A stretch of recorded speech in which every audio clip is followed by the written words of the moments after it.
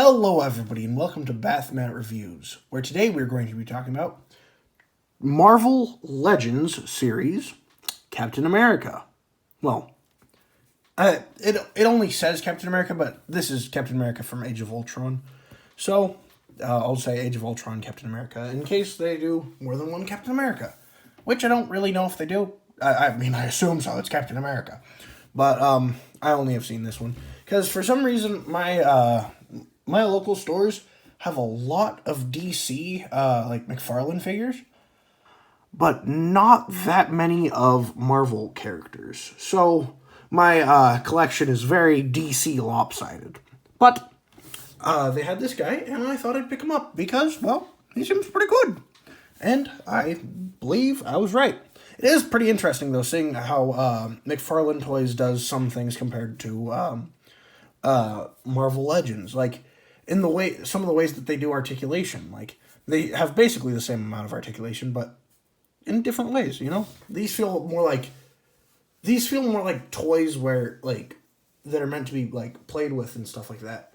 Whereas, the McFarlane figures feel like they're almost meant to be kept in the box. But, I don't know. They're both good figures. I like, both styles are good. I like both of them.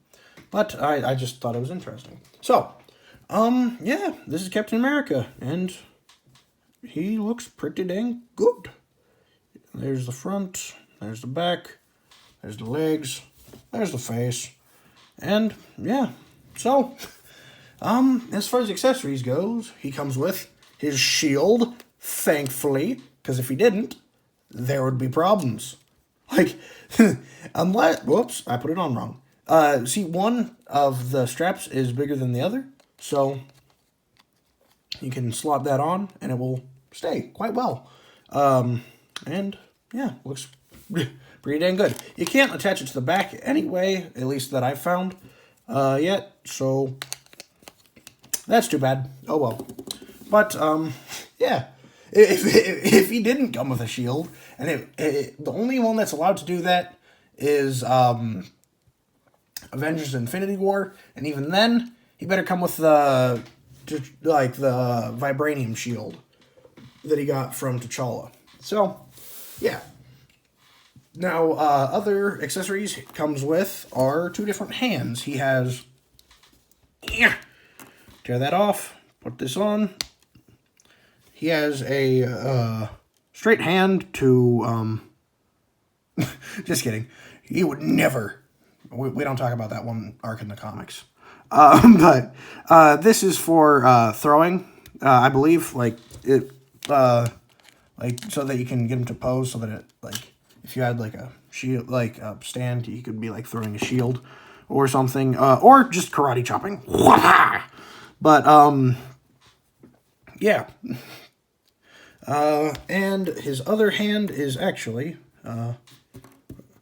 not for this hand. It is for this one, and it is a pointing hand. And so he can do the meme, I need two Captain Americas. That is America's ass. From Avengers Infinity War.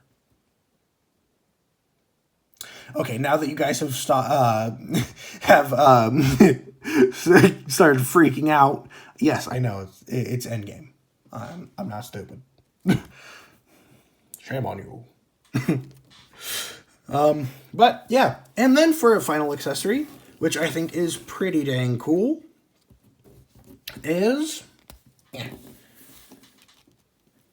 his maskless head, which, like, if it is just nice in general, but I do think it is pretty important for the fact that this is specifically Avengers Infinity. Now I just said it by accident there. Avengers Age of Ultron, because in the climactic final battle, he doesn't wear his mask. Now, if you are like me and you didn't know why, well, I mean, now I do. Because I found out about the not end credit scene, but the deleted scene. So originally there was going to be a scene in the movie where Steve walks off the Quinjet to start saving the people, and sees graffiti with Captain America on it, and it like it's his mask specifically, and it says like fascist written over it, and so he like leaves the mask behind that time because he's not there for a political statement. He's there for helping people, and yeah, I kind of wish they kept that in because it's it's a good little moment. Plus, it also explains where his mask is because I was so confused. But yeah, now let's get to articulation because it's pretty good. So you got full 360, you got out. Okay, this is one major problem. These shoulder pads, they look good, but they do get in the way of bringing his arm out. You kind of have to bring them up like that and then out. And then once you do that, he has outward just fine. Then you have a bicep swivel. You have a double bended elbow, or double bend at the elbow, I should say. Wrist, you have a swivel and then in and out. So he can say yes in sign language. I think that's yes. I can't remember. I know very, very little sign language. Head is on a ball joint. You got down and up, and of course the hands and the head are the same for both variants as far as articulation goes. Then the waist, you have a swivel there, so you can get a full 360. So you can have him be gruesomely murdered if you want. Now, he also, I guess this is a separate piece. He also has a ab crunch, which is divided in a very different way. It's done in a different way than a McFarlane figure, which is what I was mostly talking about. And then he also has an arched back, which that doesn't look very right, but I guess he could also have his back broken. But, yeah. So now you have forward that far, back that far. It's kind of hard to get good. And then out that far, he has a thigh swivel, which is, kind of nice considering the McFarlane figures didn't. At least quite a few of the ones that I have. Then he has a double bend at the knee. And it's kind of crazy. Some of the positions you can get him into just by manipulating the joints just make him look so mangled and broken. Then you have a swivel at the calf, which as far as I know is not exactly super accurate, but again, my leg! My gosh, you can just absolutely mangle this man. And he also has the world's tightest forward that back that far, forward that far. I guess it's loosened up a little bit, but on this leg, good luck. I feel like I'm going to tear the plastic off before I ever actually get it to bend, but it technically can. And another thing at the toe, also there's a swivel here and here. So, yeah, you can just absolutely mess him up. He's dead. But, oh no, now his legs is backwards. There we go. And, yeah, so that's about it. And, yeah, I like this guy. I think also his face looks a lot more human and better looking than the McFarlane figures. This is Batman's head. Or Bruce Wayne's head, I should say. Spoilers. Bruce Wayne's Batman. Oh! But, yeah, I just feel like this looks a lot more human for some reason. I mean, not, I know why, it's just, yeah, it's weird.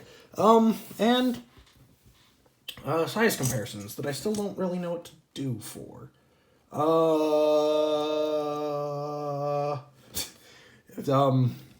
Here is the prime unit of measurement. Yeah, you thought you could escape that pun in a Marvel review?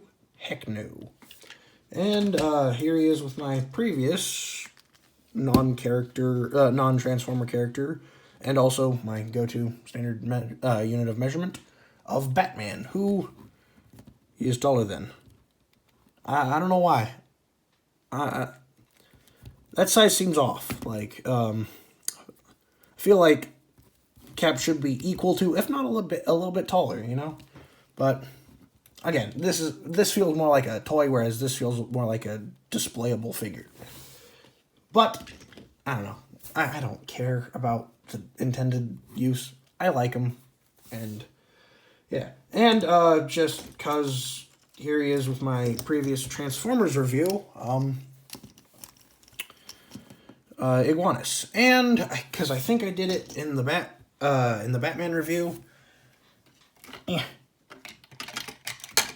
Here he is with Superman, who's on his tippy toes because I had him in a flying pose.